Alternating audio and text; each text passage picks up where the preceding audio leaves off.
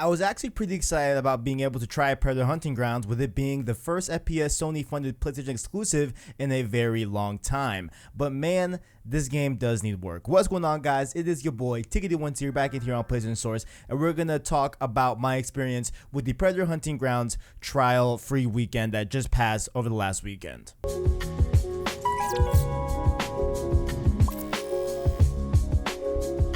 And so first up here, I want to touch up on how the gameplay was and how it was actually playing in the environments that we were given. So I'm pretty sure it's only one map. You are able to choose which spawn point you are able to spawn at. There's a few different choices that you can pick in the pregame lobby, but you do so in a similar vein like Battlefront 2 back in the day on PlayStation 2 and different games like that. Of course, Battlefront as well does that. Also Battlefield as well. You all get the point here. So I thought that the environments, despite the extremely short draw distance that you had, actually looked pretty okay and played well for an asymmetric FPS such as Predator Hunting Grounds. So for me personally, the draw distance, things got really fuzzy and really unclear at a pretty, not that far range. So I felt like overall that the overall draw distance of the game was definitely a lot shorter than I was expecting, but nonetheless there was plenty of lush greenery for cover and neat construction sites to break up the waterside fights during extraction at the end of the game and different stuff like that. So I felt like the map overall was pretty fun. There were of course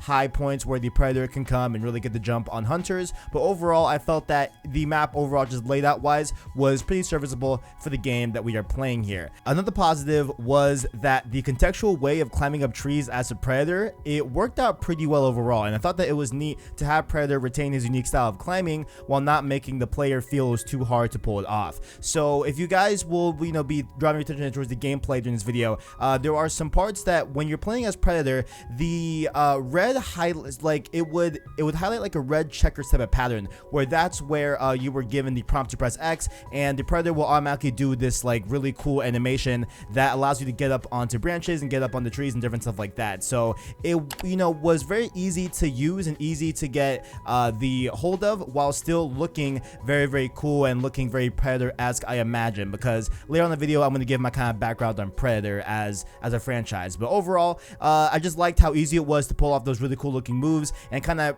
have Predator retain that unique type of movement and unique type of feel to him as you're playing him overall. But that's sort of where the compliments end, as playing as both Predator and a Hunter felt very clunky and odd at times. The Predator was the role I played the least due to poor matchmaking, or not being able to find the match at its own pace, or not a lot of people were just not on this trial. I don't know which is true, but I was getting queue wait times of up to 7 to 10 minutes to get into an individual game, and coupling that with every game ending with it shooting you out of the lobby to get back into the queue made it very painful to try and get matches and get overall like a mixture of gameplay. So I only have like one slice of like I think 7 to 10 minutes of footage of the Predator, and the rest I have Hunter gameplay. So you'll be seeing a bulk of Hunter gameplay during this whole video, but overall I thought the Predator was somewhat fun to play with. Like it was pretty neat to be able to get melee kills. It felt pretty fun, even though it did have that like jank to it, which this whole game, in terms of gameplay, has a lot of like janky clunkiness to it, which makes it, to me feel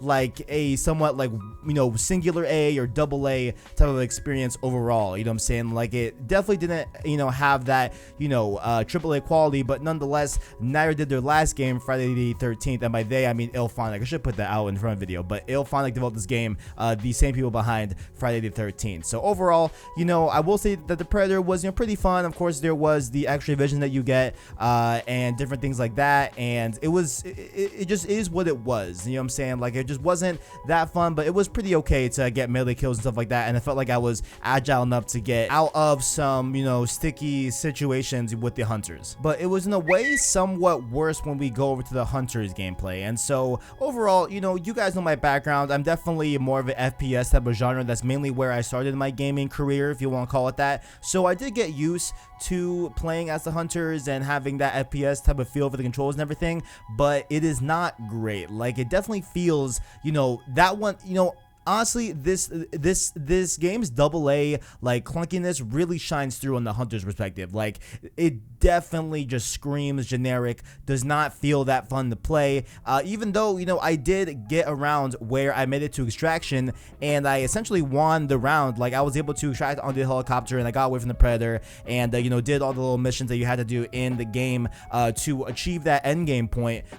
You know, I did achieve that, but man, like, I can't say I was necessarily having fun with it overall. Like it definitely was a pretty long game, right? Like, definitely when you get into the match, the mode that we were playing in, you had to do a lot of different things where you had to, I think, burn some files in the computer. You had to like do like 8 or 10 different steps, it seemed like, and then you were, you know, given the prompt to go extract. And so I did all that. You know, it definitely does keep you a lot busy with different enemy bots coming in, and you have more to fight. Not, you know, like, you're not just fighting the predator, you do have different like enemy AI hunters that also come and shoot at you and stuff like that, and they are pretty brain dead to kill, you know, but it does kind of just break up the monotony of like the predator hunting you versus you doing these different tasks. It kind of just adds a little bit of variety into the gameplay, so, you know, you can't really knock it, but it just did not feel as fun as I expected it to be. But, you know, I digress. Just it just felt generic, not that engaging, and just kind of just not that fun overall. And moving gears here, let's talk about the customization aspect of Predator Hunting Grounds. And so, just as the hunter role, you can rank up your predator to get access to better weapons and gear.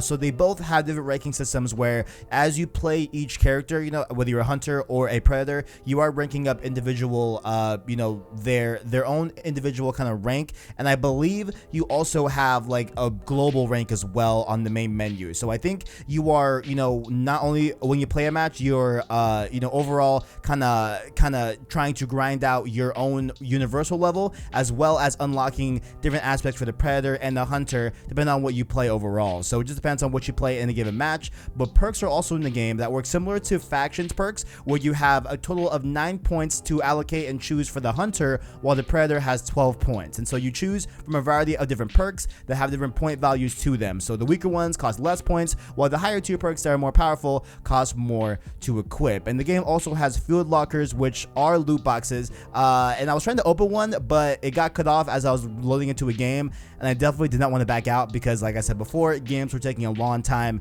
to get into queue and get a match started. So I did do some research, and upon research, it seems like it's only cosmetic. So it seems you'll just be getting skins and camos for your characters and weapons. So it seems to pass the loot box test in my book. As long as it's cosmetic, that is completely not an issue to me. So, you know, all in all, let's just, you know, be frank about it. This, of course, was a trial. It's a similar, you know, think of a beta, if you will. It is a complete work in progress. But considering that this game is supposed to launch on April 24th, a few weeks from now, it's probably safe to say that I didn't love my experience with Predator Hunting Grounds, and even if I was going to buy the full game, I probably wouldn't enjoy that aspect either, as there probably won't be a lot of changes from this trial period to the base launch game and stuff like that. So I think it's safe to say, you know, I didn't really love my experience with Predator Hunting Grounds, but nonetheless, there are some aspects and a, you know, way of experiencing this game, or maybe context that I don't have and maybe a lot of people do have and might find fun in this game, right? So I've never seen the Predator movie, right? Actually, my last and only Predator experience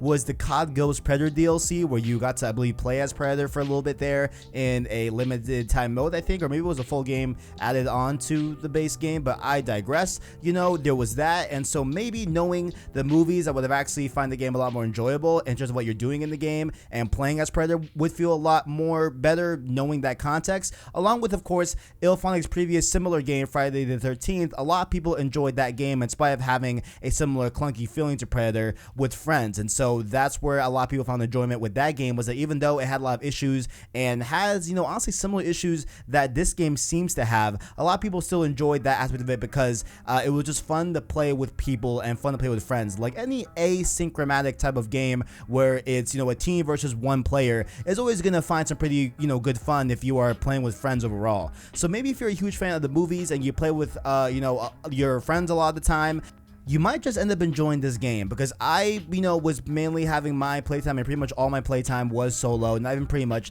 all of my playtime was solo playing this game and getting this footage.